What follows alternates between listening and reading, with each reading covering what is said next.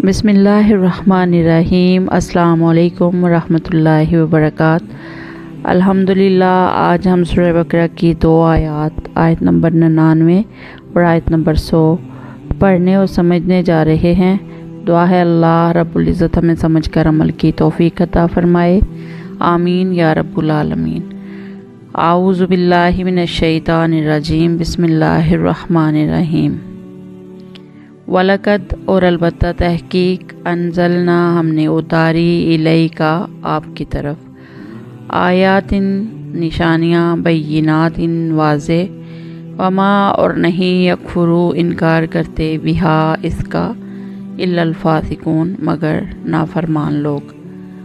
वलकद अंजलना इलैका आयातिन बैयिनातिन वमा यकफुरू बिहा इल्लल फासिकून।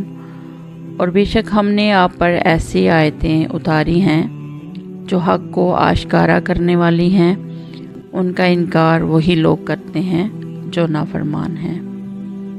अवाकुल्लमा क्या जब भी आहदू उन्होंने अहद किया अहदन कोई अहद नबज़हू तोड़ दिया उसको फरीकुन एक ग्रोह ने मिनहुम उनमें से बल्कि अक्सरुहुम अक्सर उनके ला युमिनून ईमान नहीं रखते। अवकुल्लमा आहदू अहदन नबज़हू फरीकुम मिनहुम बल अक्सरुहुम ला युमिनून। ये आखिर क्या मामला है कि उन लोगों ने जब कोई अहद किया उनके एक ग्रोह ने उसे हमेशा तोड़ फेंका, बल्कि उनमें से अक्सर लोग ईमान लाते ही नहीं। आयातिन बैयिनात यानी खुली निशानियाँ जिनमें रसूलुल्लाह सल्लल्लाहु अलैहि वसल्लम की नबूवत का वाज़े सबूत मौजूद है। कुरान करीम के अलावा आप सल्लल्लाहु अलैहि वसल्लम के तमाम मौजज़ात इसके तहत आ सकते हैं। अवकुल्लमा आहदू अहदन नबज़हू फरीकुम मिनहुम बल अक्सरुहुम ला युमिनून।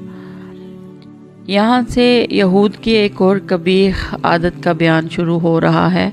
यहूदियों से नबी आखिरुज़्ज़मां की मदद करने और उस पर ईमान लाने का अहद भी लिया गया था, मगर वो इस अहद से फिर के और कहने लगे हमसे इस किस्म का कोई अहद नहीं लिया गया।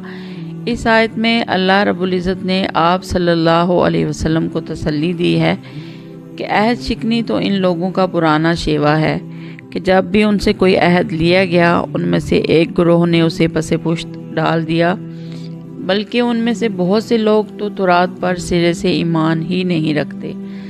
ऐसे लोग अगर अब अहद शिकनी करते हैं तो ताज्जुब की कोई बात नहीं।